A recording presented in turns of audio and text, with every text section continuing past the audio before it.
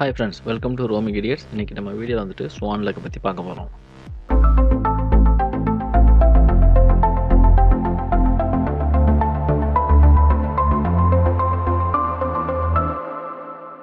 ஹத்தா ஹயாக்கிங் போகலான்னு கிளம்பி வந்தது.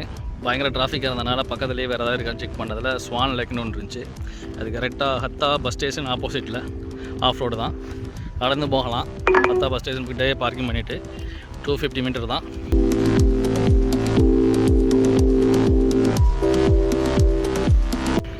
இதுதான் அந்த ஸ்வான் லேக்கு. உள்ளே என்ட்ராயிட்டு உள்ளே என்ன இருக்குன்னு எக்ஸ்ப்ளோர் பண்ணிடுவோம்.